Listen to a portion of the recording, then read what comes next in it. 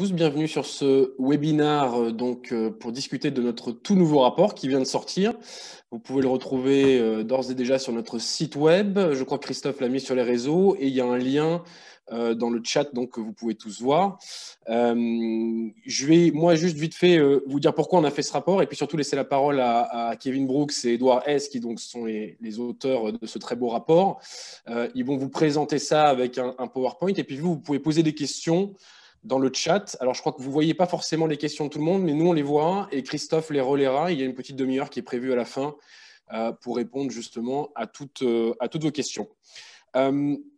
Pourquoi parler du cannabis? On pourrait estimer que c'est paradoxal en période de pandémie, alors qu'on traverse une crise économique, une crise des libertés publiques, de parler de cannabis.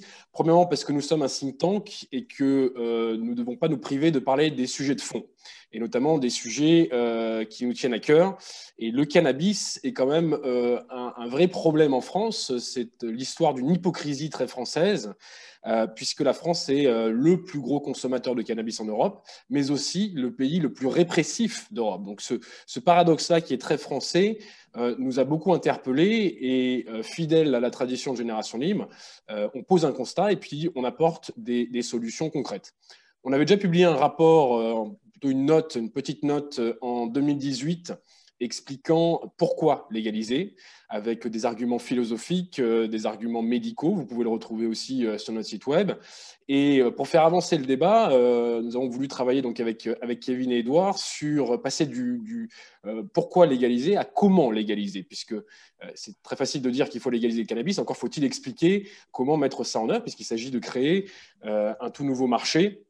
Et donc, tout ça, il faut l'organiser, il faut le réguler et il faut expliquer comment le mettre en place. Et donc, le grand avantage de ce très beau rapport, c'est que Kevin et Edouard sont allés voir ce qu'ont fait d'autres pays, notamment les États-Unis, le Canada, l'Uruguay. Parfois même, ils sont allés voir de leurs propres yeux, sur une expérience de terrain. Et donc, à ma connaissance, c'est la première vraie note où il y a un benchmark international, puisque toutes ces expériences-là sont assez nouvelles, novatrices. Et d'ailleurs, les États-Unis, c'est passé un peu inaperçu, mais à la faveur de l'élection présidentielle, ont aussi fait des référendums au niveau des États, avec une dizaine d'États qui ont légalisé le cannabis. Donc, le mouvement mondial est plus vers la légalisation que la prohibition. Et d'ailleurs, les États-Unis, qui ont été un des premiers pays à déclarer la guerre à la drogue, sont parmi les premiers pays, justement, à changer complètement de stratégie en se rendant compte que la prohibition n'est pas le meilleur moyen de lutter, justement, contre la criminalité, contre le trafic, mais aussi contre les problèmes de santé que pose le cannabis. Donc, l'idée vraiment ici, c'est de rentrer dans le technique de la mise en œuvre, d'expliquer comment mettre ça en place et aussi en parant d'éventuelles objections et d'éventuels problèmes qui pourraient se poser. Donc, c'est un long rapport qui est vraiment très intéressant, que je vous invite à lire vraiment dans son intégralité.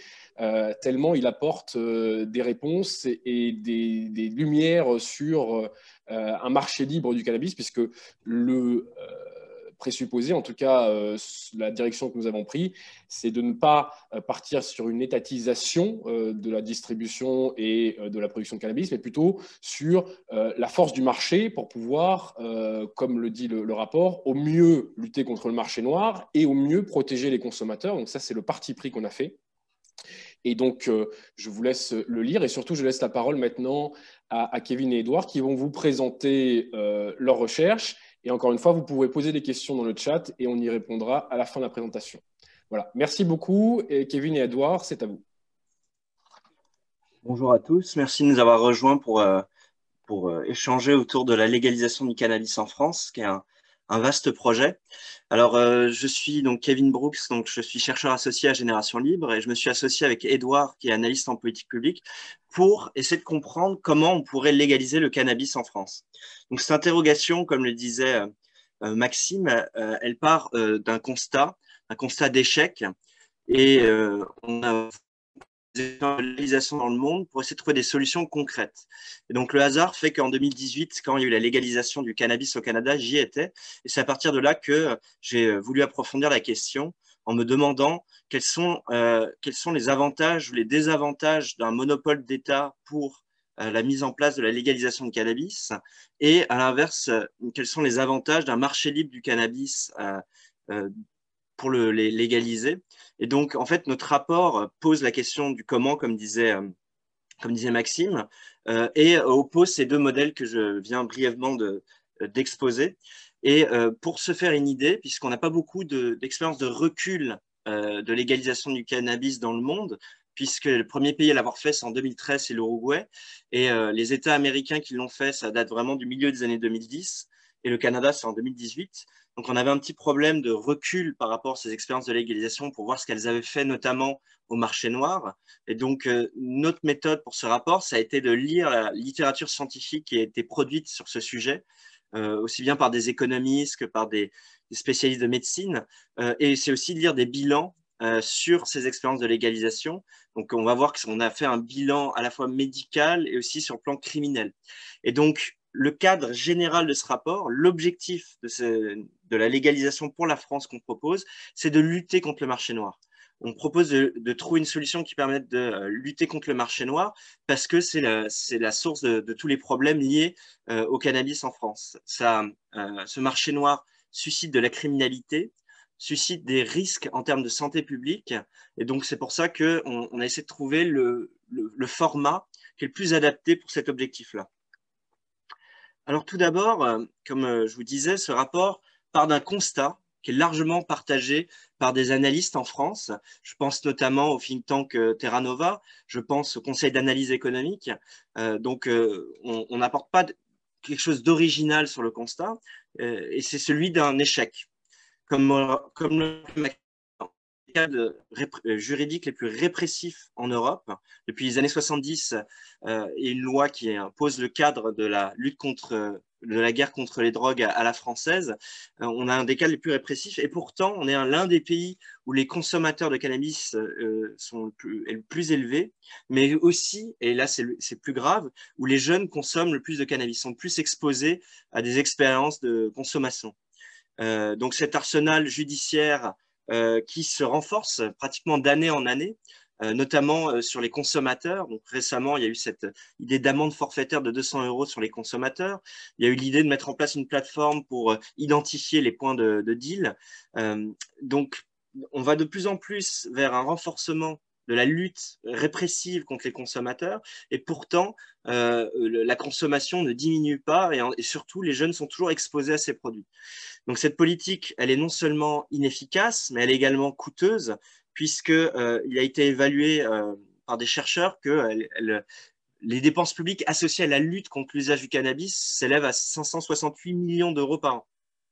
Donc c'est autant d'euros en fait qui auraient pu être dépensés pour lutter contre la criminalité organisée de manière efficace, ou tout simplement pour donner d'autres missions à la police.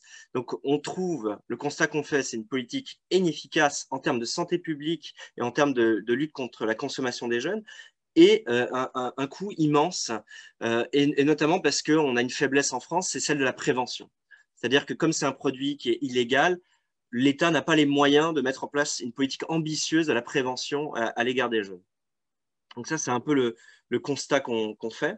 Donc j'ai mis une carte d'Europe qui rappelle le fait que je vous présentais sur le fait que les jeunes Français sont les premiers consommateurs de cannabis en France, avec 21,5% des jeunes qui ont consommé dans l'année. Donc ces chiffres datent de 2016-2017. Chiffres plus récents ne sont pas non plus optimistes en la matière. Donc on a un vrai problème avec ça en France. Alors, ce qu'on a voulu faire, c'est notamment répondre à des objections. Parce qu'on nous dit souvent, si vous légalisez le cannabis, vous allez avoir une augmentation de la consommation dans la population et de la consommation chez les jeunes. Et puis, vous allez avoir des problèmes liés aux conséquences de cette consommation, cette banalisation de la consommation, notamment sur le crime, sur le décrochage scolaire, etc. Donc, nous, on a voulu aller voir concrètement ce qu'il en était dans les pays et les États qui avaient légalisé. Donc, je rappelle que ces expériences de légalisation sont récentes. Elles concernent un nombre de plus en plus important de territoires. Une quinzaine d'États, 15 États aux États-Unis ont légalisé le cannabis récréatif. Au Canada, c'est le premier pays du G8 à avoir légalisé le cannabis, donc dans les 10 provinces et les 3 territoires, et l'Uruguay en 2013 a légalisé. Et donc, on allait voir les effets que ça a eu sur la criminalité, tout d'abord. Et contrairement aux attentes et aux craintes de certains, on a pu constater que la criminalité avait diminué suite aux expériences de légalisation. Alors, pourquoi ce résultat constaté à plusieurs endroits? C'est tout simplement parce que quand vous légalisez ce produit, vous réduisez les activités des organisations criminelles qui ne peuvent plus vivre de ce business, qui ne peuvent plus vivre de ce commerce. En légalisant, vous écartez un grand nombre de consommateurs à l'exposition à ces bandes de criminels organisés. Donc, c'est un peu le... Je vous ai mis en illustration un tweet de la police de Portland qui dit que if you are looking to buy marijuana, go to a legit business and avoid street dealers who might rob you. Donc, effectivement, la légalisation de cannabis permet de protéger les consommateurs en les invitant à aller dans des boutiques légales sécurisées plutôt que dans la rue en les exposant à la criminalité. D'autre part, la légalisation permet de donner beaucoup plus de moyens pour lutter contre le crime. C'est le constat qu'on faisait avant. Aux États-Unis, les États qui ont légalisé ont réalloué les efforts de la police pour protéger les consommateurs et lutter effectivement contre la criminalité organisée.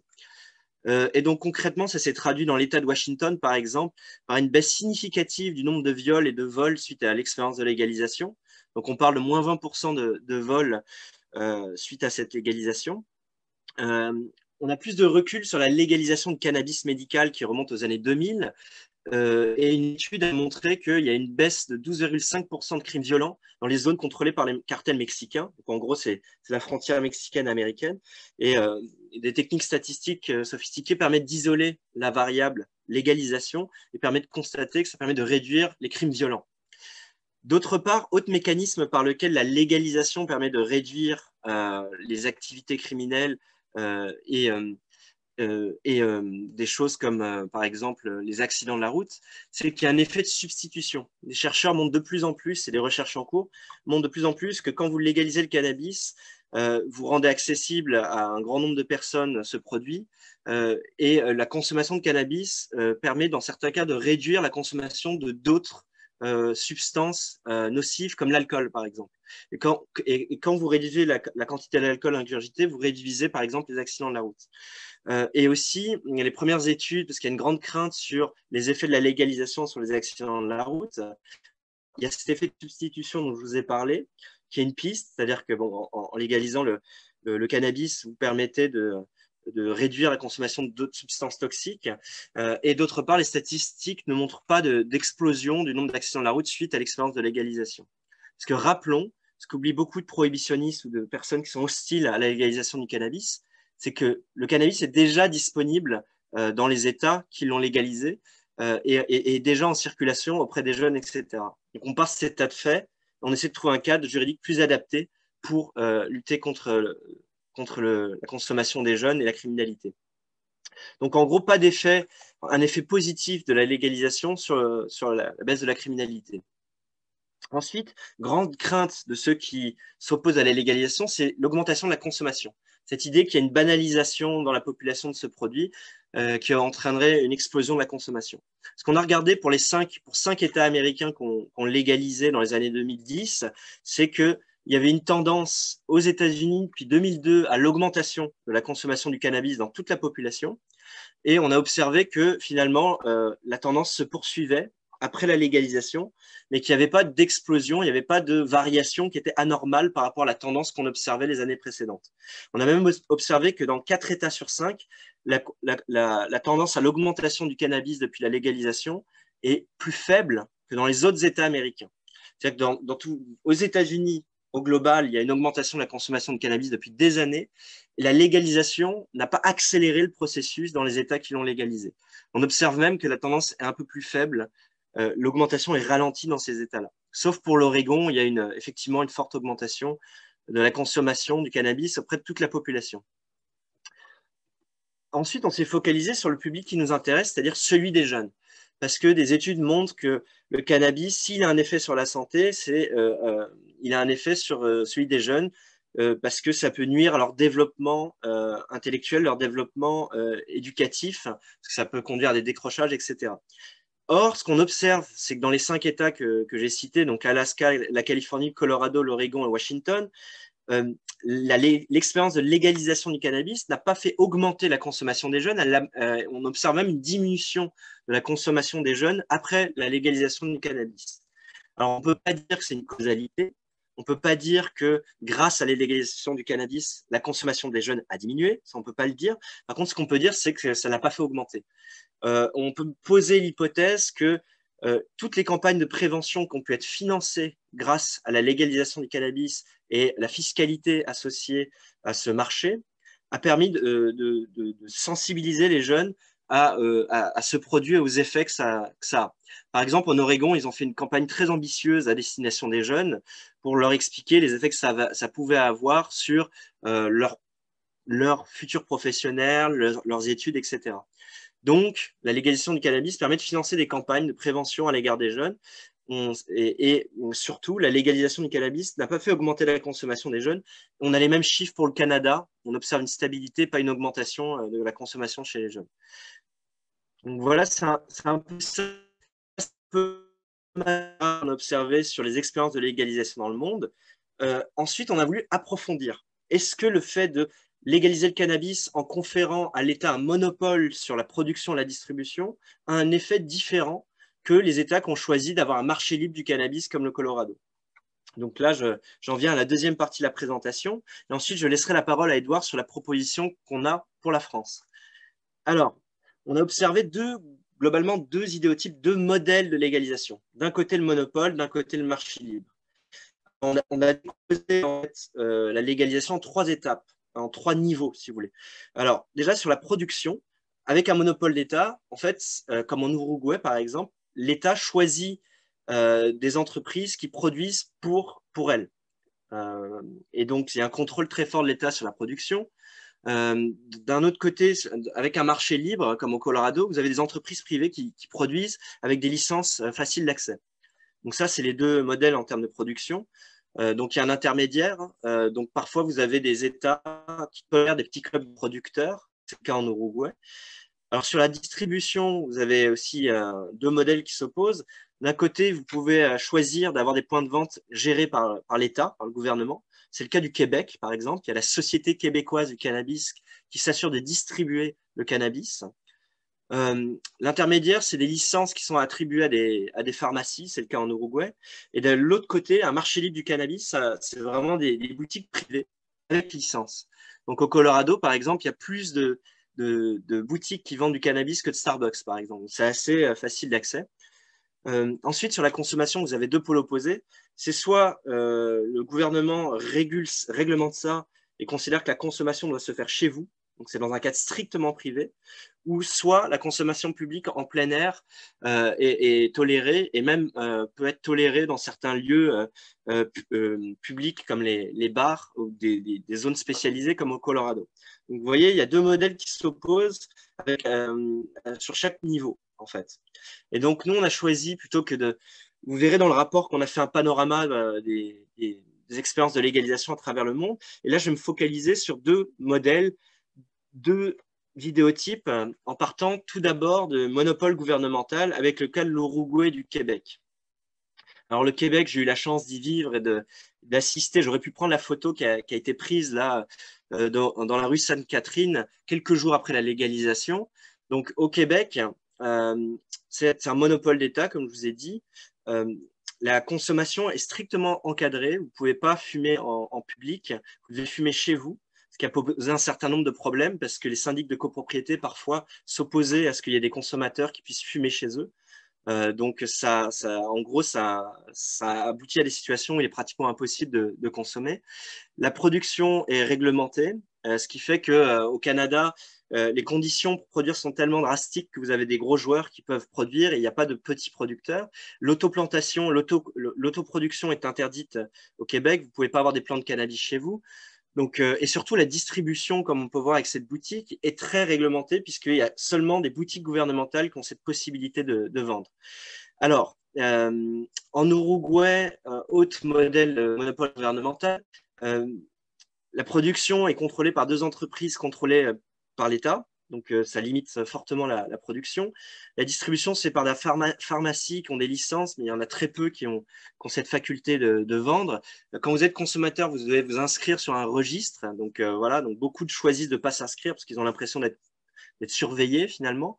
Et donc, maintenant, je vais parler, donc, vous voyez, dans les 2 cas, un grand contrôle du gouvernement sur la production, la distribution, la consommation. Et ça a un effet, en fait.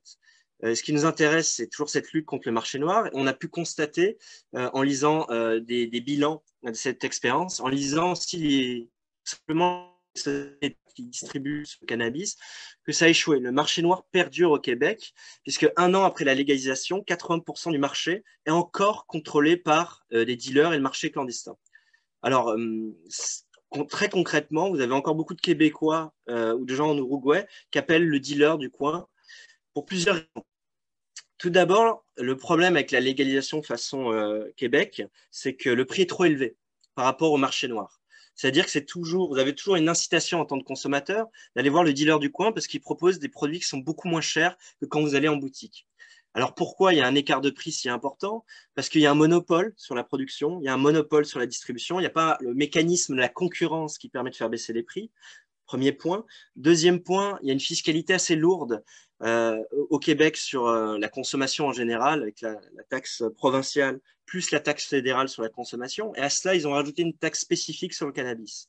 Donc cet écart de prix explique que ce n'est pas intéressant pour un consommateur qui avait l'habitude d'aller voir son dealer de changer ses habitudes. Deuxième point, manque de points de vente importants. Donc vous voyez la photo que je vous ai mise. C'est, si vous voulez, la rue Sainte-Catherine, c'est une des rues principales de Montréal, et vous pouviez voir 2-3 semaines après la légalisation des centaines de mètres de queue devant les boutiques gouvernementales, tout simplement parce que l'offre était inadaptée. Vous aviez 20 boutiques pour tout le Québec, ce qui était largement insuffisant. Donc le gouvernement n'a pas réussi à faire face à la demande, et 2 ans après, vous avez encore des phénomènes de rupture de stock, de problèmes de boutiques qui ne sont pas approvisionnées. Donc c'est un manque de points de vente qui est assez grave. Or, ce qui est assez intéressant avec le Canada, c'est que vous savez, c'est un pays fédéral, et l'Alberta, qui est une autre province canadienne, a choisi un autre modèle, et a choisi un modèle de boutique privée, où en gros, les boutiques se font la concurrence, et vous aviez 10 fois plus de boutiques en Alberta 1 an après la légalisation qu'au Québec. Donc, on observe que quand le gouvernement s'arroge un monopole sur la distribution, ça crée un phénomène de pénurie et un problème de réponse à la demande. Ensuite, vous aviez une absence de diversité de produits dans ces boutiques. Le gouvernement du Québec a décidé d'encadrer le type de produits qui pouvaient être mis en vente. Il y a plein de produits dérivés que vous ne pouvez pas acheter. Donc, que ce soit des gâteaux, certains types de liquides que vous pouvez consommer, etc. Ce ne sont pas en vente et du coup, beaucoup de consommateurs continuent à faire appel au marché noir pour s'approvisionner là-dessus. Ensuite, le problème d'approvisionnement fait que ceux qui voulaient changer leur habitude de consommation et basculer sur le marché légal, quand ils ont vu les queues qu'il y avait, quand ils ont vu que tous les produits n'étaient pas disponibles, ils n'ont pas cassé leur habitude de consommation. Dernier point que je n'ai pas mis sur le PowerPoint, sur la raison de l'échec du modèle québécois, c'est que pour protéger les jeunes et vouloir bien faire, ils ont mis l'âge minimal de consommation à 21 ans. Or, ça veut dire que les jeunes de 18 à 21 ans continuent de se fournir sur le marché noir. Donc, il n'y a pas eu le choc espéré pour lutter contre le marché noir. Et aujourd'hui, récemment, je lisais un article où le patron de la SQDC, la Société québécoise du cannabis, disait qu'il trouvait 40% du marché. Donc là, c'était en 2020, pendant la pandémie. Donc, vous voyez que la majorité du marché est contrôlée et continue à être contrôlée par des réseaux criminels. Donc, c'est pour ça qu'on peut parler d'échec, puisqu'il y a tous les problèmes associés aux problèmes de gang, aux problèmes d'insécurité sur les produits, etc. Alors maintenant, je vais vous parler du Colorado, qui est le contre-exemple, qui est celui d'un marché libre du cannabis. Alors, tout de suite, je vous préviens, marché libre ne signifie pas anarchie, ne signifie pas que ce n'est pas encadré. Vous avez des règles assez strictes au Colorado sur l'emplacement des boutiques privées. Vous avez des règles sur la qualité des produits, sur l'information des consommateurs, sur les problèmes de santé publique associés à ça. Donc, vous avez quand même beaucoup d'informations qui sont fournies aux consommateurs. Il y a aussi une fiscalité associée à ça, il y a des campagnes de prévention, etc. Mais par contre, là où c'est plutôt libéral, c'est sur le système de licence de production et de vente. C'est un système assez souple. On vous demande simplement votre casier judiciaire. On vous demande si vous êtes résident au Colorado. On vous demande si vous êtes majeur. À part ça, vous n'avez pas beaucoup de restrictions pour pouvoir vous lancer en affaires pour produire du cannabis ou pour le vendre. Alors, quoi d'autre? Voilà, c'est comme je vous disais, cette libéralisation a permis d'avoir très vite un grand nombre de boutiques, une grande diversité de produits. Pareil, il n'y a pas de contrôle sur les produits qui peuvent être vendus. Vous pouvez trouver des produits dérivés, vous pouvez trouver tous des produits associés au cannabis. Alors, les conséquences de cette libéralisation par le marché, c'est qu'il y a une baisse des prix très, très rapide. À la fois du produit en lui-même et des produits dérivés. Parce que tout simplement, des producteurs se faisaient concurrence. Vous avez plein de filières différentes avec des spécialisations en gamme. Donc, baisse des prix très rapide, ça veut dire que très vite, c'est rapproché du marché noir. Donc, ça a contribué à écarter en fait des criminels de ce business. Vous avez eu beaucoup de points de vente, donc accès des consommateurs aux produits. Vous n'avez pas eu les phénomènes qu'on a vus au Québec de rupture de stock, etc. Conséquence, l'offre légale représentait 4-5 ans après la légalisation 70% du marché. C'est-à-dire qu'il reste 30% du marché noir. Donc ça reste un phénomène assez important. Mais globalement, l'essentiel du marché a été éradiqué. Donc, c'est positif pour les consommateurs qui peuvent se fournir à bas coût dans des conditions sécuritaires. C'est positif aussi parce qu'il y a eu beaucoup de recettes fiscales associées à ça, des milliards de dollars qui ont permis d'investir dans la recherche, la lutte contre la criminalité et la prévention des jeunes. Donc, c'est un système duquel on va voir avec Edouard, on veut s'inspirer. On considère qu'un marché libre permet de mieux lutter contre le marché noir en proposant des prix plus attractifs et une offre qui répond plus à la demande des consommateurs. Donc pour ça, pour l'expérience de légalisation en France, je vais donner la parole à Edouard. Merci Kevin. Je vais partager mon écran si tu veux. Oui. Hop là. Très bien. Bon, alors je vais repasser, on va revenir sur les bons slides. Donc, je suis Edouard, analyste en politique publique, chercheur associé chez Génération Libre. Oups, pardon, je suis allé trop vite. On est là. Voilà, je suis aussi contributeur régulier de journaux comme Slate ou Le Point. Voilà, si vous tapez mon nom sur Google, vous les trouverez facilement. Et donc, j'ai coécrit ce rapport avec Kevin. On travaille dessus depuis plus d'1 an et on est vraiment ravis de pouvoir vous le proposer en collaboration avec Génération Libre. Donc, du coup, maintenant qu'on a passé en revue le bilan, d'une part, on a fait un rappel des raisons pour lesquelles la prohibition nous semble être un terrible échec et pourquoi la légalisation est importante, même si, encore une fois, ce n'est pas le fond du propos de notre rapport. Voilà, on ne voulait pas réinventer la roue. La défense de la légalisation a déjà été maintes fois faite par beaucoup de monde, y compris par ce rapport, cette note qu'on a évoquée, Génération Libre, il y a quelques années. Donc, on voulait aller plus loin. Voilà, Kevin nous a aussi présenté les différents modèles de légalisation à travers le monde. Alors, les exemples qu'on a, comme vous l'avez vu, c'est principalement en Amérique du Nord et en Amérique du Sud. Et ce qu'on tire, en fait, comme vous avez pu l'apercevoir, comme enseignement de ces expériences-là, c'est que le modèle de marché libre, plutôt que celui du monopole et de la contrainte très fort, est le mieux à même de répondre à nos objectifs. Et nos objectifs, du coup, pour entrer dedans, on en a principalement deux. D'ailleurs, le premier est d'ailleurs encore plus important. Le premier objectif, du coup, c'est vraiment celui d'assécher le marché noir. Kevin l'a mentionné déjà plusieurs fois.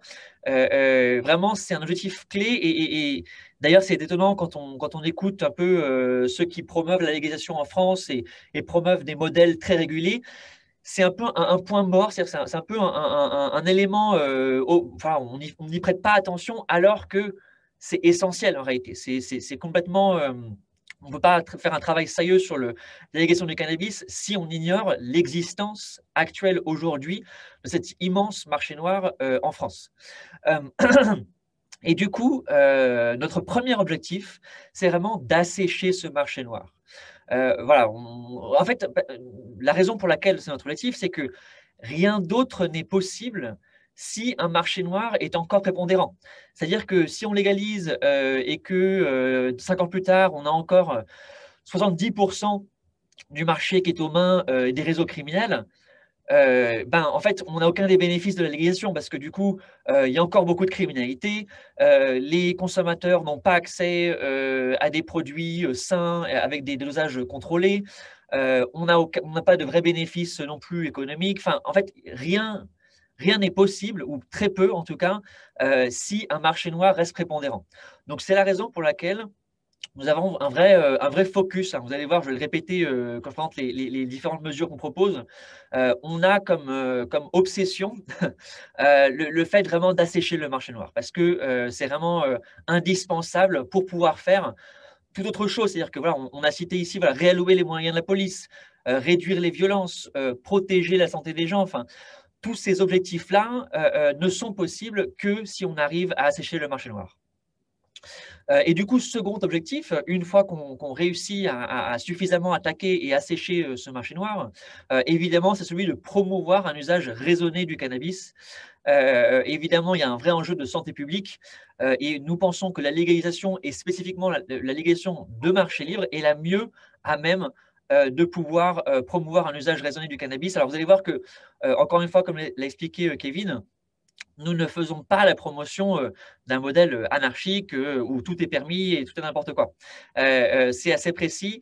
Vous allez voir qu'on propose notamment des mesures spécifiques pour les jeunes, puisque comme Kevin l'a rappelé, les jeunes sont les plus à risque en termes de dommages et de risques pour leur santé. Donc voilà, c'est vraiment un point important sur comment on peut mieux les protéger. Et encore une fois, il faut bien partir du fait qu'aujourd'hui, le modèle prohibitionniste ne protège pas les jeunes. On l'a vu, c'est un échec. Voilà, il y a un usage massif, aucune prévention n'est faite. Voilà, donc c'est vraiment, on part d'un constat qui est tout sauf idéal. Voilà, on ne parle pas d'un modèle où les jeunes ne consomment pas. Les jeunes consomment déjà massivement en France. Donc, comment on peut s'attaquer à ça et faire en sorte de dissuader l'usage finalement, puisque pour les jeunes, il n'y a pas d'usage modéré ou sensible, c'est vraiment quelque chose à éviter. Donc ça, c'est pour les jeunes et pour le grand public de manière générale. Il s'agit également de promouvoir un usage modéré, raisonné, parce que bon, même si on est adulte et on consomme du cannabis, alors certes, ça n'a pas d'effet pour la santé dramatique, bon, sauf abus, mais voilà, en fait, tous les usages ne sont pas égaux. Voilà, le cannabis, on peut en consommer, on peut mal en consommer. On peut en consommer trop et des dosages trop importants. On peut manger des produits comestibles en ne faisant pas attention et on en mange plusieurs alors que les effets surviennent au bout de quelques heures. Enfin, voilà, il y a différents aspects sur lesquels il est important que les consommateurs aient accès à une information claire, rationnelle, scientifiquement prouvée sur les risques et comment les réduire. Voilà. Comment, de la même manière qu'on le fait pour l'alcool, hein, comment je le fais si je souhaite consommer du cannabis pour le faire de manière aussi sûre et saine que possible. D'ailleurs, sur la droite, là, je vous ai mis un exemple d'une campagne de publicité en Alberta. D'ailleurs, vous pouvez taper le nom, là, je vous l'ai mis sur Google, c'est très, très bien fait sur leur site.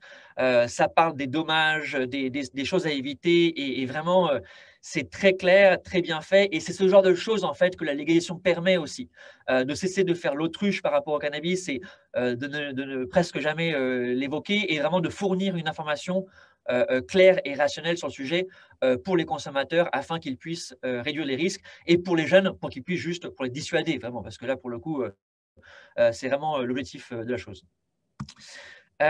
Donc on va commencer à entrer dans les différentes mesures. Je vais tâcher de ne pas prendre trop de temps pour pouvoir laisser aussi du temps aux questions. Au niveau de la production, nous faisons la promotion d'un modèle de production libre pour les agriculteurs et les cultivateurs aujourd'hui français. C'est-à-dire qu'en fait, il y aura simplement une licence requise, mais encore une fois, elle sera souple et facile à obtenir. Voilà, il faut surtout éviter de trop contraindre la production. Notamment en créant une licence qui serait trop difficile ou trop coûteuse à obtenir. Et ici, le contre-exemple est celui de la Californie. Dans le papier, vous verrez, on cite une étude qui montrait que parmi les personnes qui répondaient à une enquête, 31% des producteurs expliquaient produire sans avoir obtenu la licence parce qu'elle était trop compliquée et trop coûteuse. Et 50% considéraient que ces réglementations trop lourdes avaient favorisé les grandes exploitations au détriment des petites. Donc, c'est vraiment le contre-exemple, le contre-modèle qu'on veut appliquer. Donc, voilà, il faut que le système soit suffisamment souple pour permettre, notamment permettre aux agriculteurs de se reconvertir, de passer de leur production sur le cannabis, et notamment d'ailleurs pour les producteurs de chanvre aujourd'hui en France. Vous le savez peut-être, la France est un des plus grands producteurs mondiaux de chanvre avec plus de 16 000 hectares en 2017.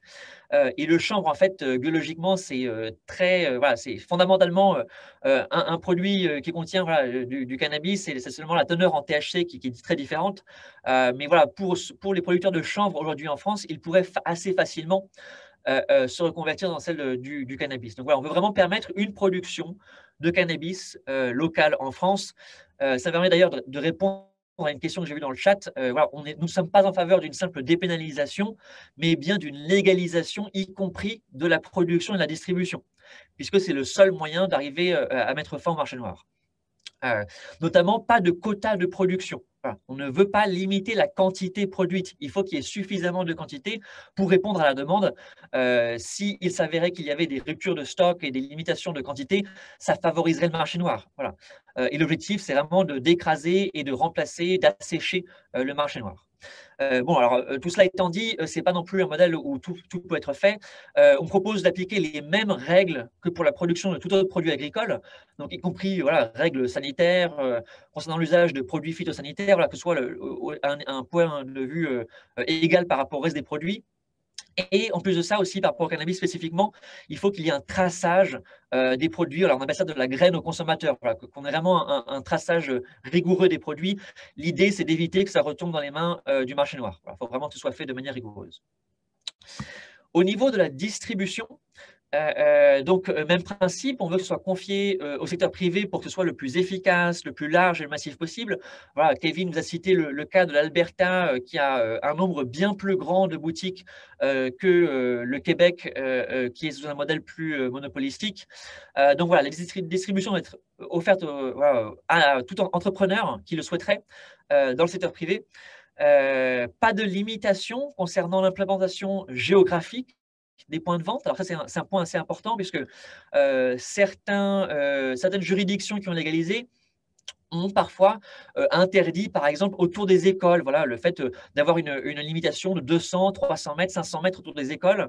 Mais en fait, ça irait à l'encontre de l'objectif de nuire au marché noir. C'est-à-dire que si on limite les points de vente, et quand on pense notamment aux grandes villes françaises, voilà, Paris, Lyon, Bordeaux, etc., quand on pense au nombre d'écoles partout autour de la ville, ça contraindrait énormément l'implantation de points de vente. Donc, il faut l'éviter. Et par ailleurs, quand on pense à cette autre drogue très similaire en termes de dangerosité, qui est l'alcool, quand vous pensez à l'alcool et la manière dont c'est distribué aujourd'hui en France, il n'y a pas de limitation géographique.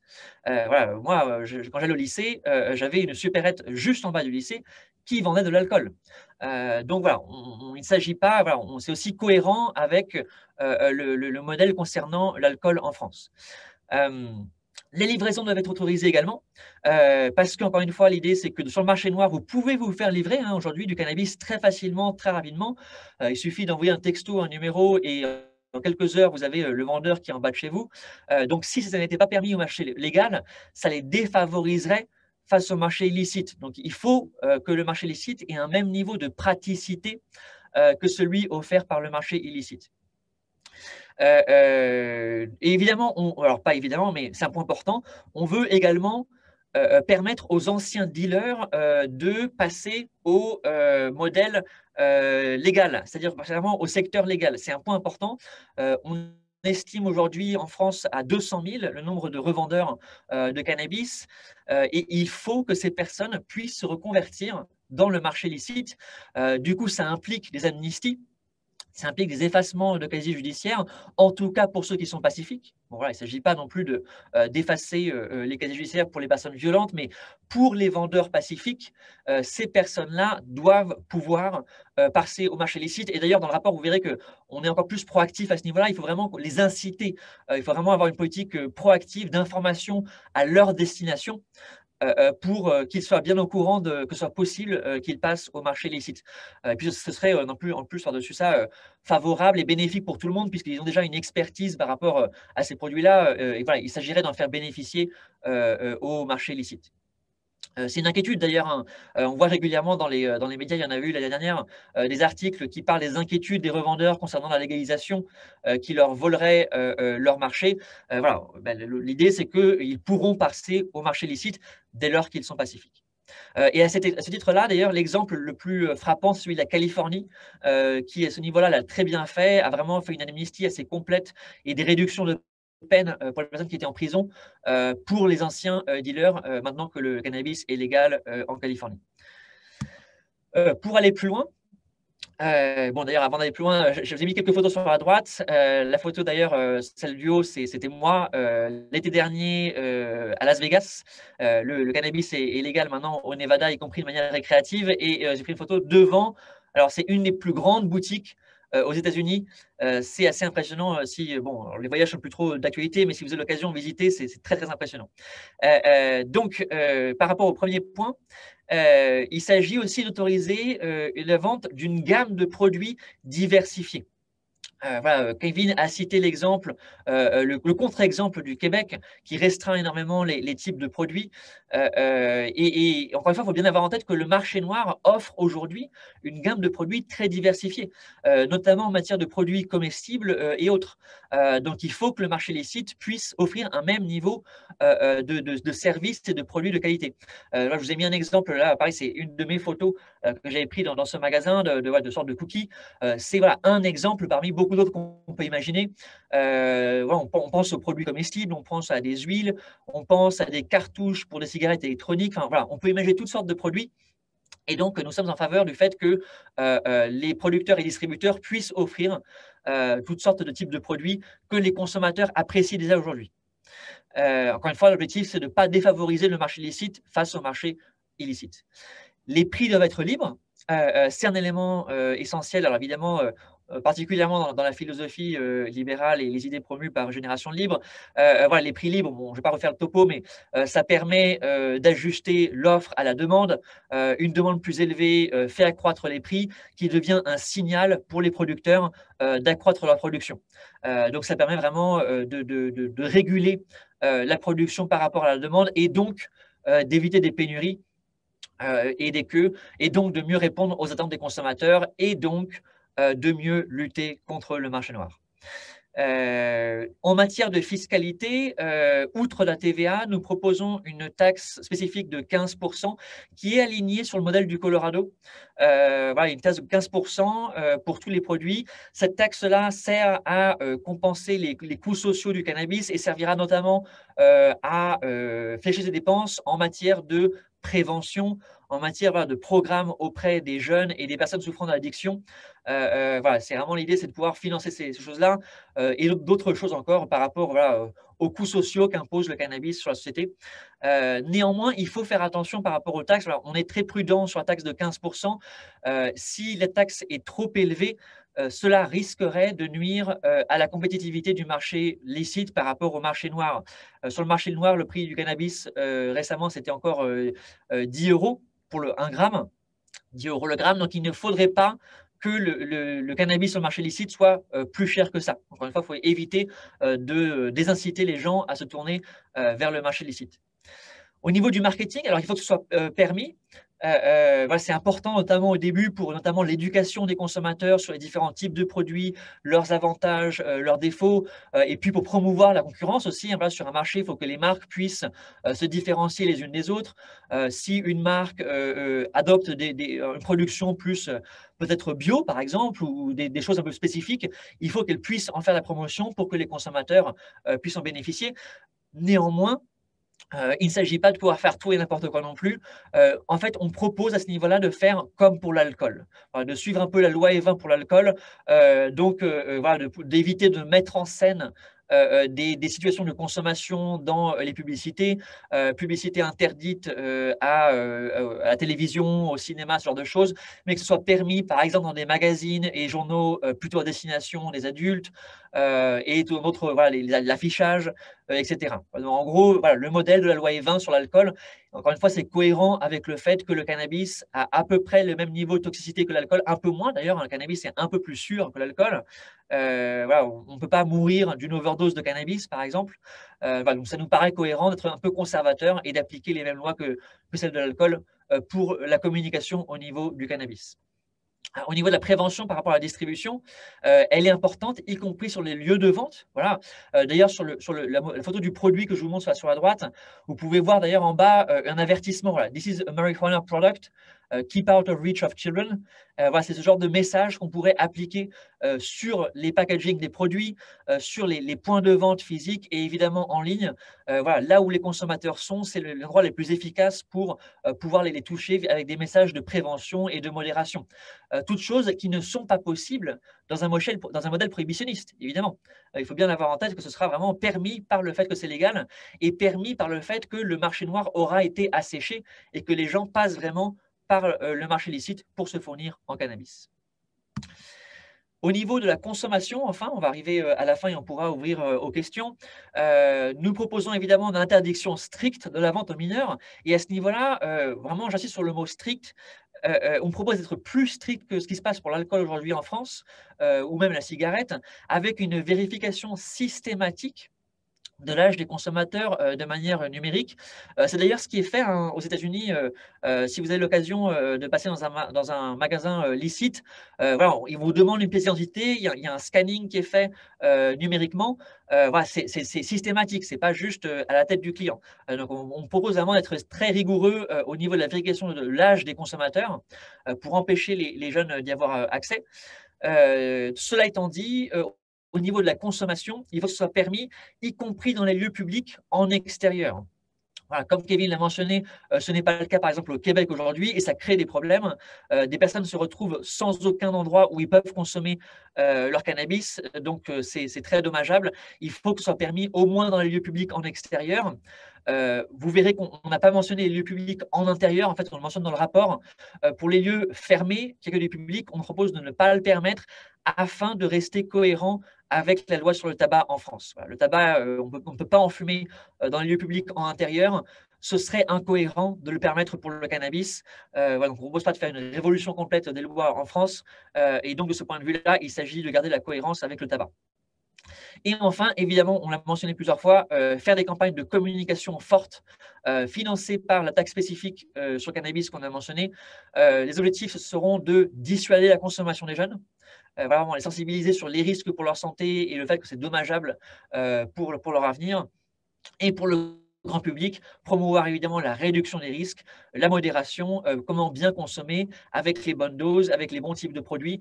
Et vous avez encore un exemple sur la droite à destination des jeunes en Oregon.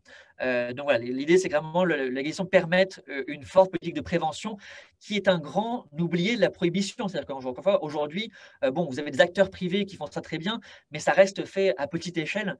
Et un modèle de législation permettrait de le faire de manière bien plus forte. Et on insiste là-dessus, puisqu'il y a un vrai enjeu de santé publique. En résumé, voilà, nous avons vu du coup les différents aspects, à la fois production, distribution et consommation. Au niveau de la production, opérée par le secteur privé, tout type de modèle de production autorisé, licence souple et accessible, avec un vrai traçage et une vraie transparence de la production pour s'assurer qu'elle n'aille pas vers le marché noir.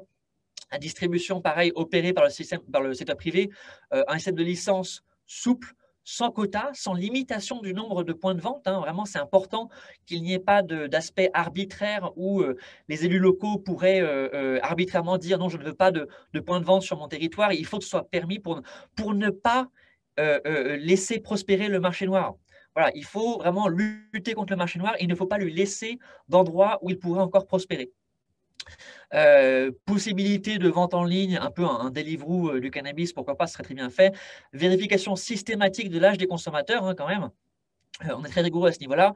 Publicité possible, mais réglementée.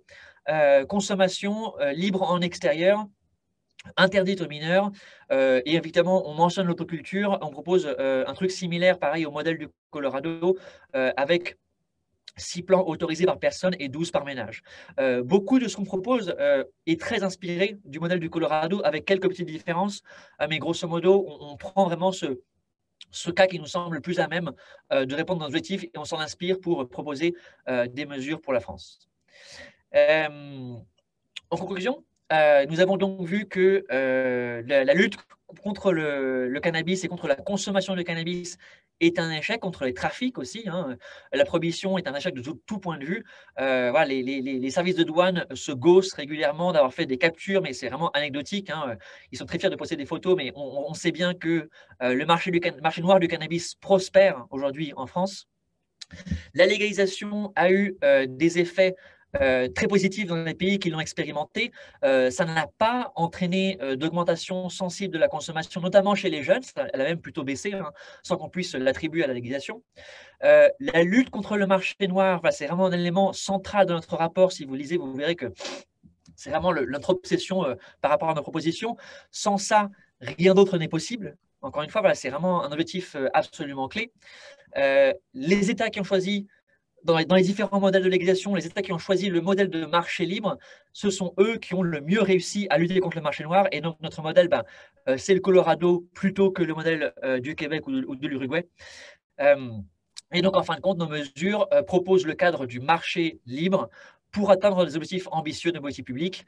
D'une part, assécher le marché noir et d'autre part, faire une vraie politique proactive et massive de prévention. Avec cela, on va s'arrêter ici. Merci à tous et on va ouvrir les questions. Christophe? Yes, très bien, merci à vous. Alors, il y a déjà beaucoup de questions. J'invite ceux qui en ont d'autres à continuer à les poser et je vais essayer d'en regrouper certaines. Alors, je commence tout de suite pour ne pas perdre de temps. Donc, quelqu'un demande, vous seriez plus pour une légalisation qu'une dépénalisation? Peut-être que vous pouvez faire la distinction entre les deux termes. Alors, oui, effectivement, c'est un point que j'ai mentionné dans la partie et c'est un point vraiment essentiel. Il faut vraiment distinguer. Alors, parfois, une confusion est faite entre les deux, entre dépénalisation et légalisation. L'une implique de dépénaliser les consommateurs, mais dans un tel modèle, le marché noir continue de prospérer. C'est-à-dire que la production et la distribution sont toujours illicites et donc on ne nuit pas à la lutte contre la criminalité, on ne permet pas de protéger les consommateurs. Donc voilà, ça ne nous paraît pas être suffisamment complet. Et donc la légalisation, y compris la légalisation de la production et de la distribution, nous semble être le seul moyen de réellement, mais en fait c'est certain, de mettre fin au marché noir et à tous ses travers. Voilà. La lutte contre la criminalité, les produits frelatés, les investissements de la police dans cette lutte-là et la perte de temps et d'argent, etc., etc., etc. Donc voilà. Et Kevin, est-ce que tu veux compléter ou... Non, c'est parfait. On va essayer de faire des réponses courtes. Très bien. Alors, deuxième question, pareil, genre groupe 2.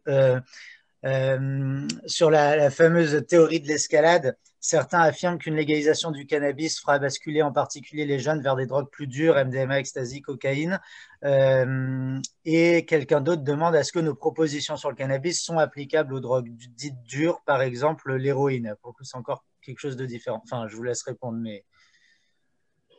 Alors sur l'escalade, en tout cas, moi quand j'ai lu les bilans de légalisation faits par les pouvoirs publics ou des chercheurs dans les différents États qui ont expérimenté ça, j'ai pas trouvé ces chiffres-là, en tout cas.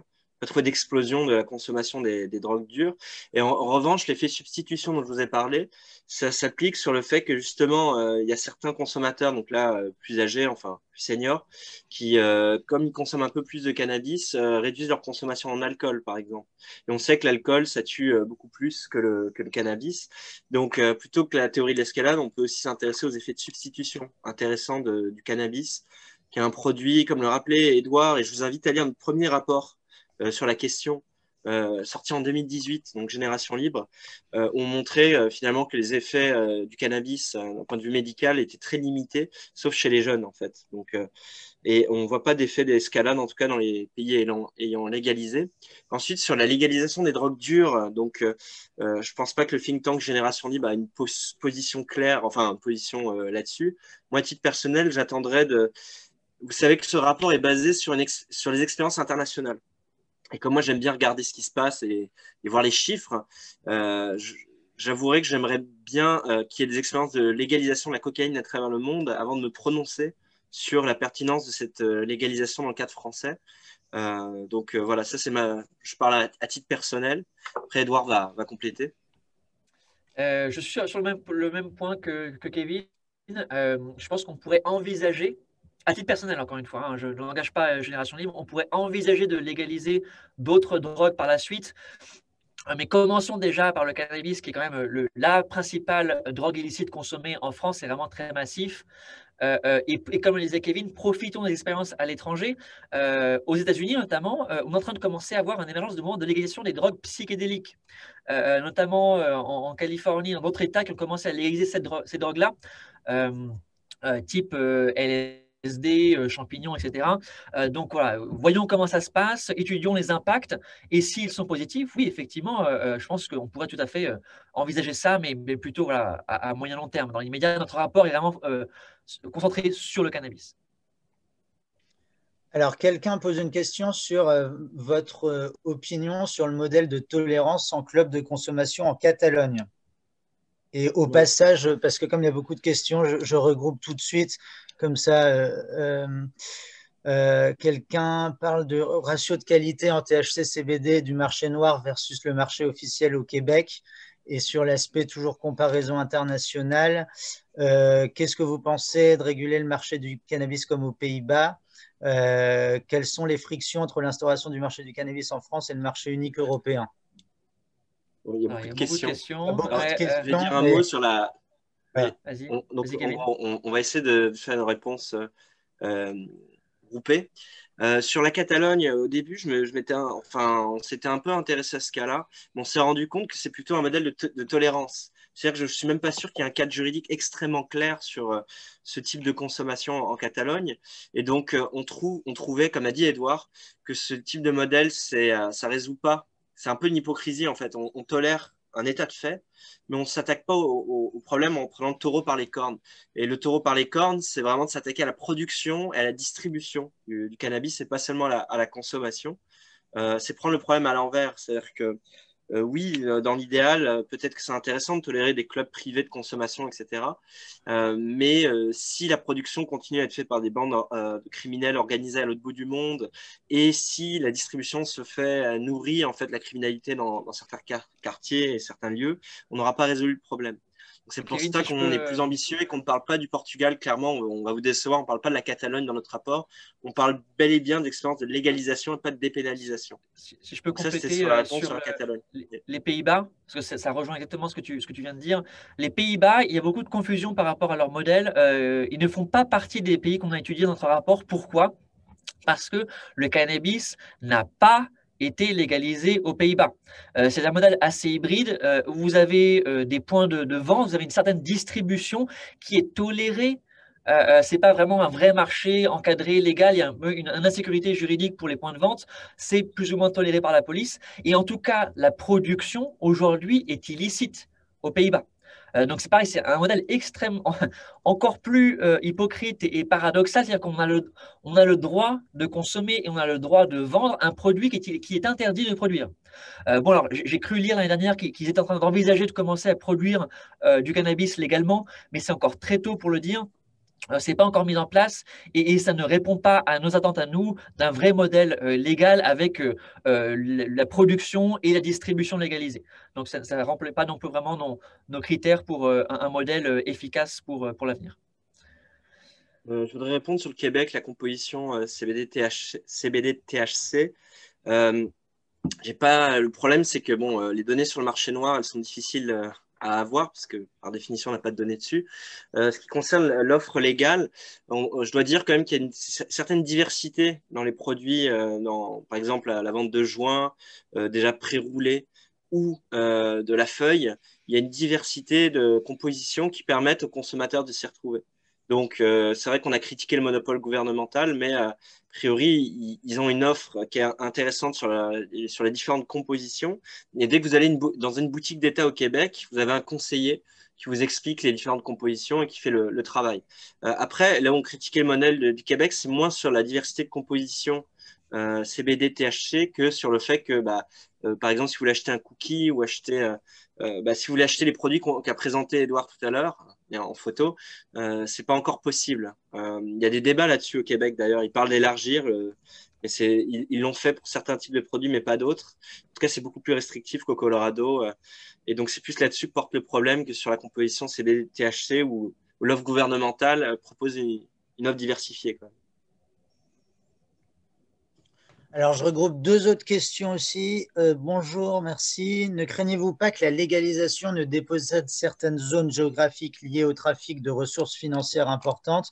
Et quelqu'un d'autre demandait dans ce même ordre d'idée si on avait, bon, de mémoire, une estimation de combien de personnes vivaient de cette économie-là, on va dire. Ah voilà, ton estimation du nombre de foyers qui aujourd'hui vivent de l'économie.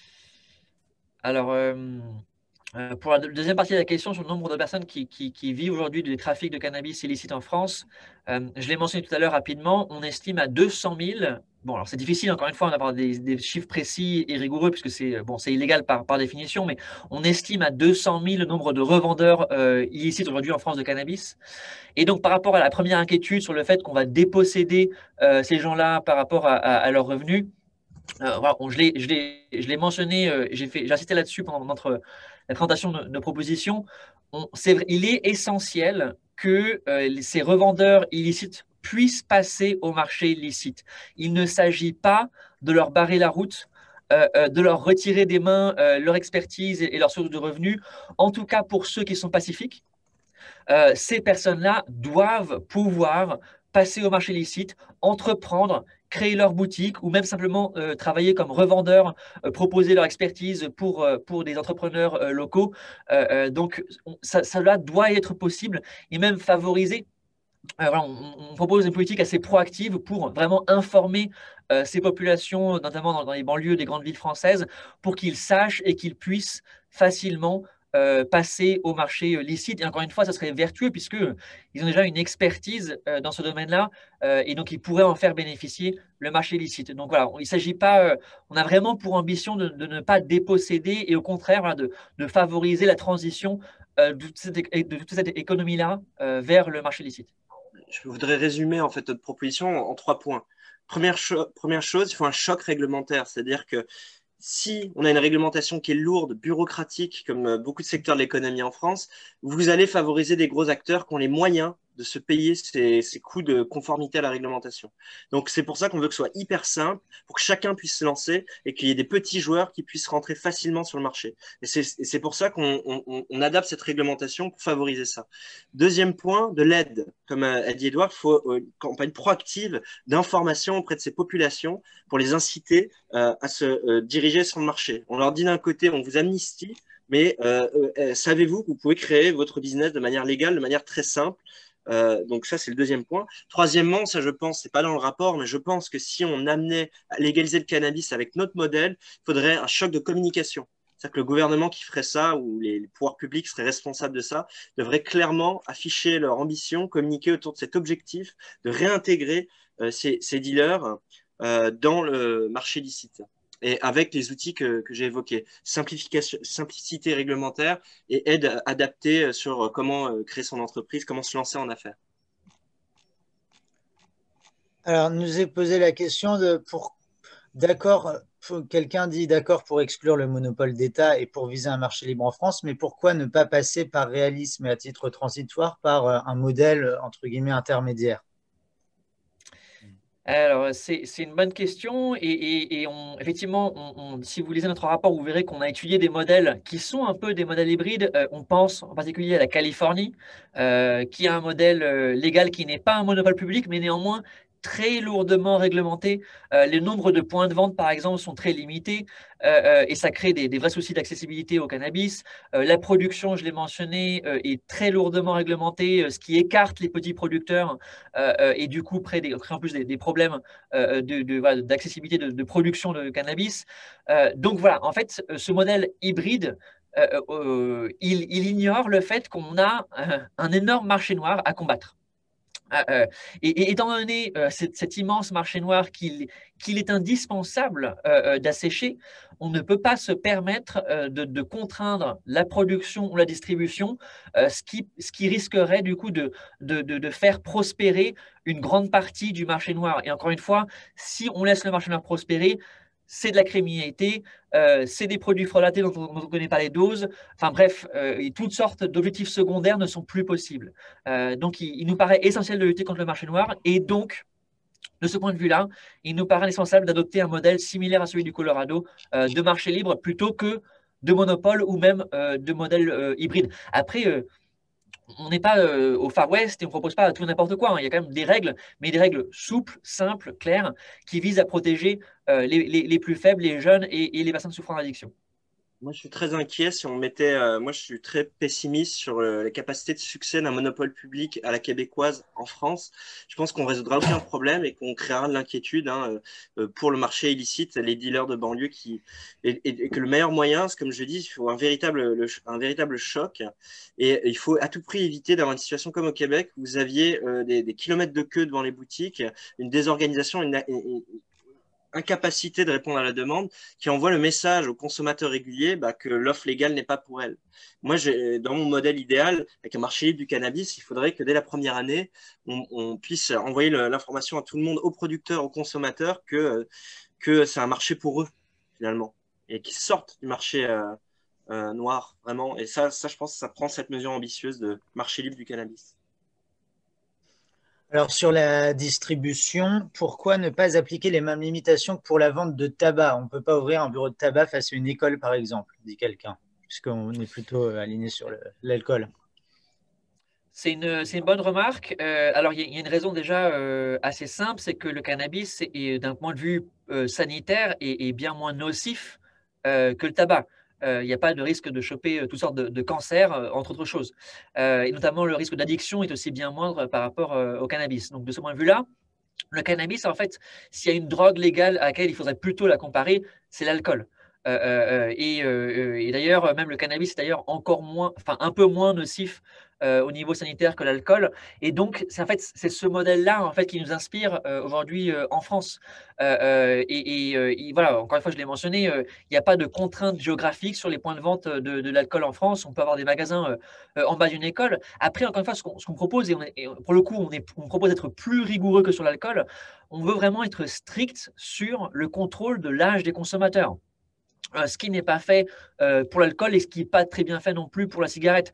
On veut vraiment qu'il y ait un contrôle systématique, numérique de l'identité des consommateurs pour vraiment combattre l'accès du cannabis aux jeunes.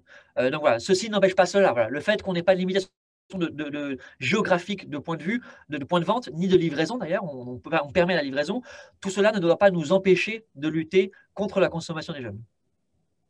Oui. On rappelle que ce qui est une question sur le fait de présenter dans un bar une carte nationale d'identité pour commander une bière, on rappelle qu'on est pour une solution numérique qui serait extrêmement rapide et simple. Donc, voilà. Encore une fois, je vous invite, si vous avez l'occasion d'aller aux États-Unis, enfin, voilà, tester, aller dans un magasin, vous verrez, c'est très rapide, mais c'est très rigoureux. C'est-à-dire qu'à l'entrée du magasin, on vérifie votre identité, et à la sortie, quand vous achetez un produit, on contrôle aussi. C'est rapide, c'est simple, mais c'est rigoureux, quoi. Vraiment, il n'y a pas de moyen pour un mineur de pouvoir acheter du cannabis. Oui, compte tenu de la différence de prix sur le territoire français, vous parlez de 10 euros le gramme, ça descend à 7 euros le gramme dans certains territoires, très souvent 8. Pouvez-vous concevoir d'ajuster les prix du cannabis légal en fonction, ou les prix légaux en fonction des territoires?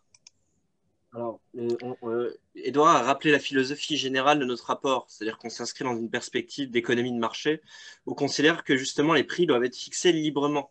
C'est-à-dire, en fait, pour répondre à la question, on ne sait pas.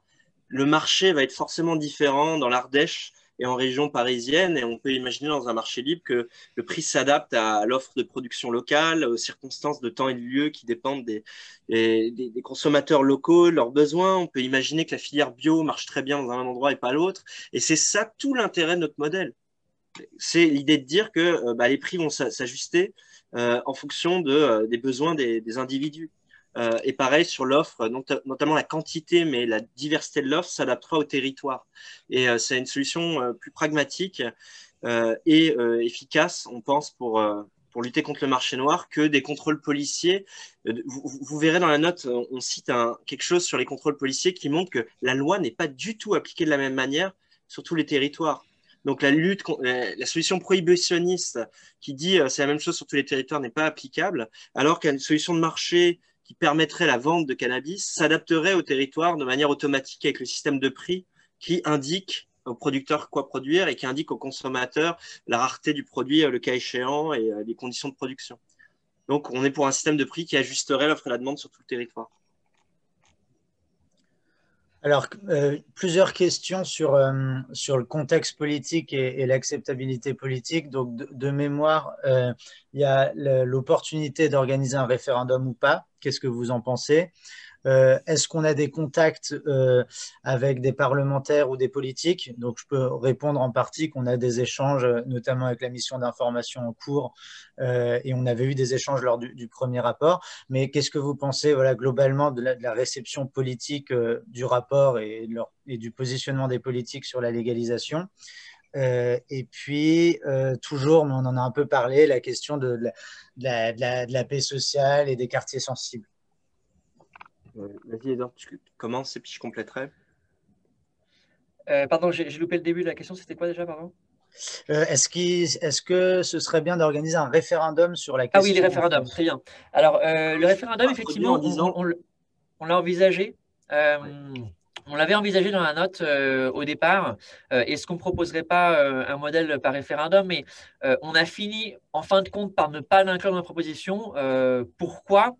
En fait, un modèle de référendum, on soumet voilà, à la population une idée et ça pourrait ne pas aboutir au modèle qu'on propose. C'est-à-dire qu'un référendum pourrait être organisé et on pourrait déjà refuser la légalisation. Donc, bon, est-ce qu'on veut continuer avec la prohibition? Je ne suis pas sûr que même si 55% des Français veulent la prohibition, ça ne justifierait pas, à mon sens, de pouvoir continuer avec cette politique désastreuse. Donc déjà de ce point de vue-là, et ensuite du point de vue du modèle appliqué, on est fermement en faveur de ce modèle-là de marché libre. Et donc on propose ce modèle-là, et voilà, il s'agit vraiment de mettre en place ce modèle-là, et parce que, encore une fois, on pense qu'il est le plus vertueux en matière de lutte contre le marché noir, en matière de protection des consommateurs et des jeunes. On pense vraiment que c'est le meilleur modèle, et donc voilà, il n'y a pas de question de soumettre plutôt ce modèle-là, ça irait à l'encontre en fait de nos propositions finalement. Qu'est-ce que tu en penses, Kevin? Merci Edouard. Juste un élément d'information, c'est particulièrement pertinent l'idée de référendum parce que c'est vrai que c'est passé par là aux États-Unis. Dans la plupart des États qui ont légalisé, c'est parti d'un référendum. Et la voie législative, par contre, c'est au Canada. Donc, je ne sais pas s'il y a des faits sur la manière dont elle légalise, sur le modèle proposé. Mais pour les raisons évoquées, et notamment de défense d'un marché libre du cannabis, on pense que le législateur, la représentation nationale est tout à fait amène, passer par la procédure normale, le projet de loi, etc., de proposition de loi, pour définir le cadre juridique qu'encadrerait ce marché. Parce que, comme on a dit, on n'est pas au Far West. Si on veut mettre en place un marché, il faut penser le cadre législatif qui va avec, et on pense que c'est la représentation nationale de le faire. Et sur l'acceptabilité politique, Christophe, on va peut-être compléter, et Edouard aussi, mais on constate un mouvement que je qualifierais de massif. De plus en plus d'élus locaux qui, constatant les échecs de la prohibition sur le terrain, demandent la légalisation du cannabis pour lutter contre le deal, lutter contre la criminalité qui y est associée. On voit de plus en plus de maires des deux bords, d'ailleurs, de tous les partis politiques, qui se prononcent en faveur de ça. On a une mission d'information qui travaille dessus depuis plusieurs mois maintenant. Et dans cette mission d'information, on a les députés des Français et de l'étranger qui connaissent le dossier. Moi, j'ai l'impression que y a et puis même dans l'opinion publique, il y a une tendance à une augmentation de la part des personnes qui sont favorables à cette législation. Donc, je pense qu'on a une fenêtre d'opportunité politique et que ce serait dommage, alors qu'il y a un débat national, l'agenda est un peu chargé en ce moment, mais il y a un frémissement de débat national sur la question. Il serait extrêmement dommage que la proposition d'un marché libre du cannabis ne soit pas débattue, au même titre que le monopole d'État. Donc, c'est ça qu'on apporte. Et juste pour compléter une petite note très rapide, ce qui est aussi particulièrement intéressant par rapport au débat public aujourd'hui en France, c'est qu'on n'envisage pas uniquement la dépénalisation Pendant très longtemps, on parlait dépénaliser les consommateurs, arrêter de leur mettre des amendes. Oui, mais là, on passe vraiment au vrai modèle. On confronte le problème du marché noir et on pose l'idée de la légalisation, y compris de la production et de la distribution. Et alors ça, c'est très novateur et on est ravis de le voir et c'est aussi la raison de notre rapport.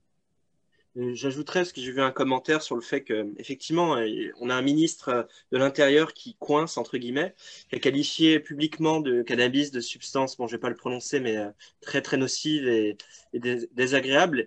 Il n'y a pas de volonté politique du ministre actuel de l'Intérieur, mais en fait, à Génération Libre, nous sommes un think tank, donc combat d'idées sur le temps long.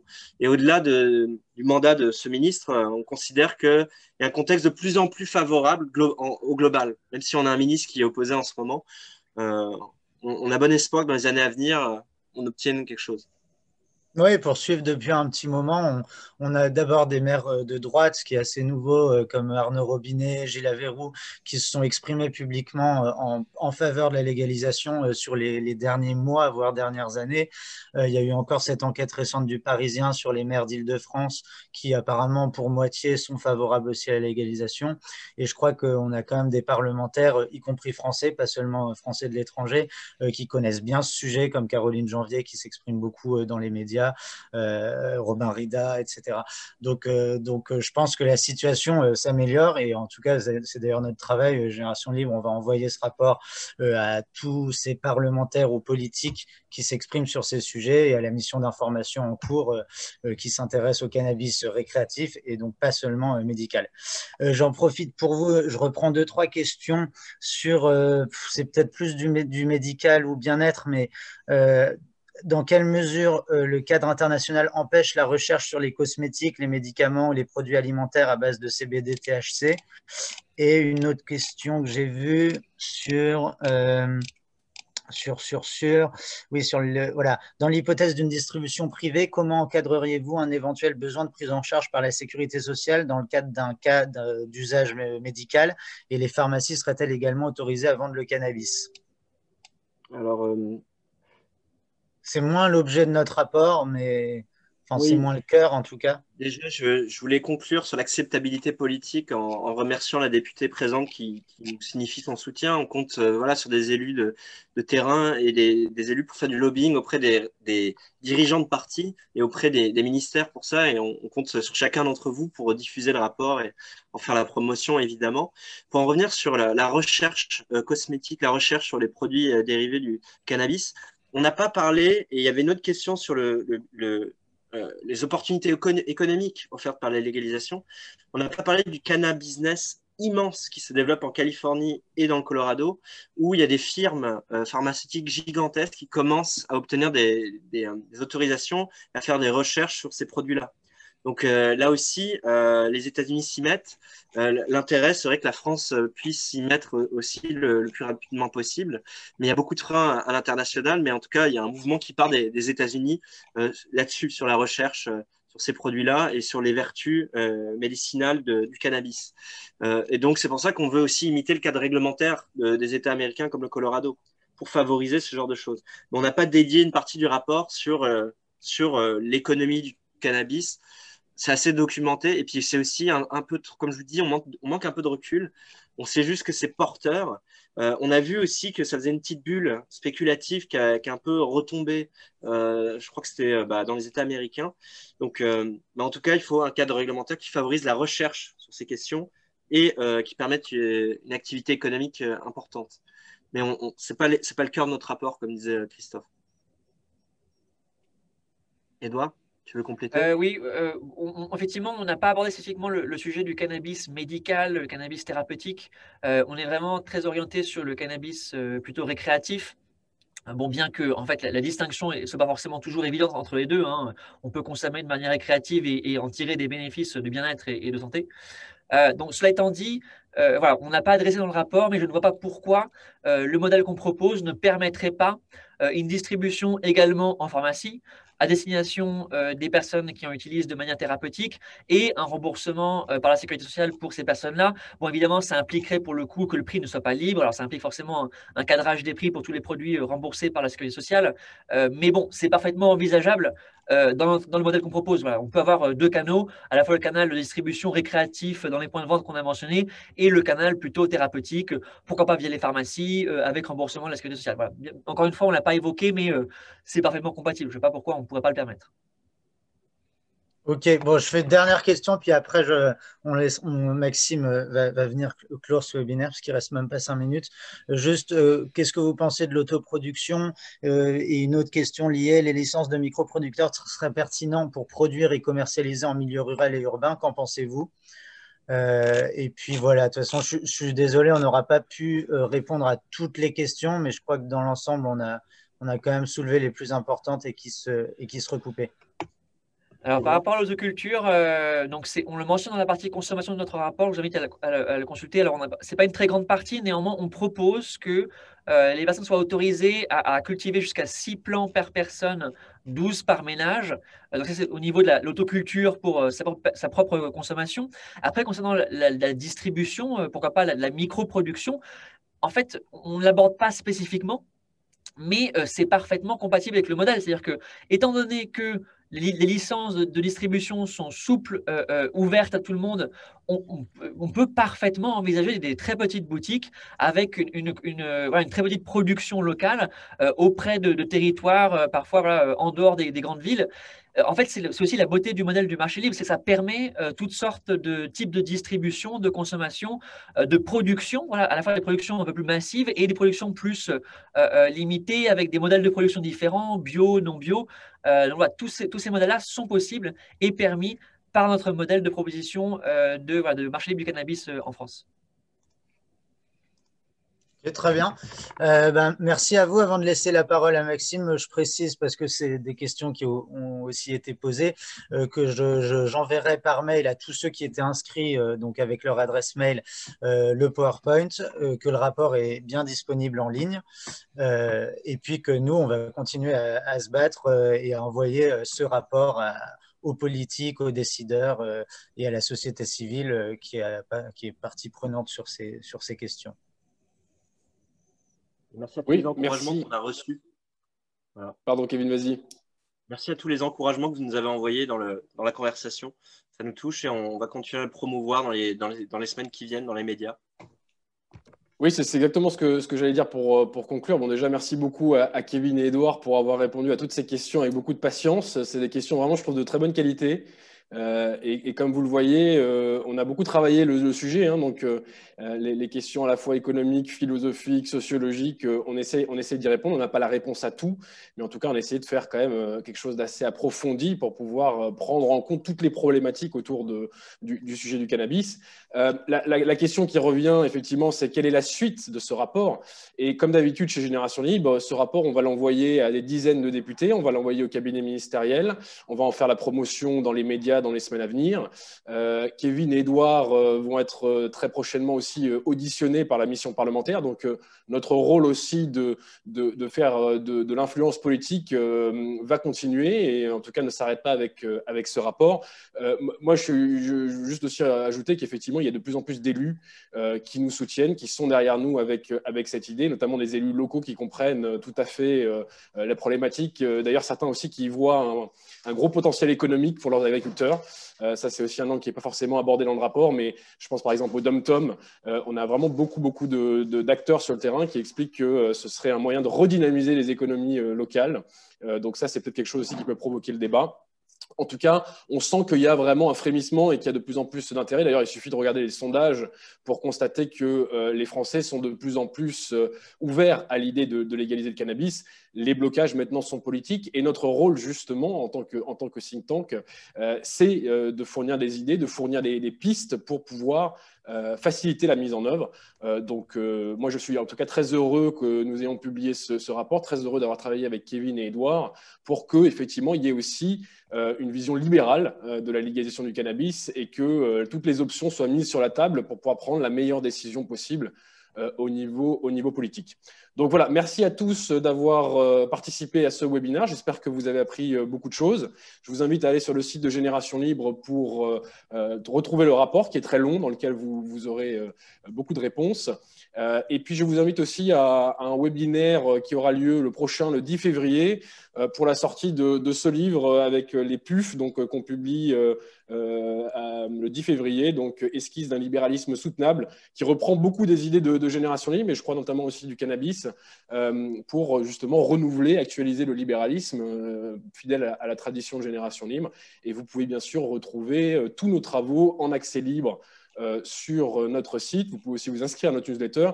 Et si vous avez envie de nous aider, vous pouvez bien sûr faire un don et nous soutenir directement. Voilà, merci beaucoup, merci à tous, bonne journée et à très bientôt pour de nouvelles publications. Merci à tous. Merci Maxime, merci Christophe, à bientôt. Merci à tous. Au revoir. Merci à tous, bonne journée.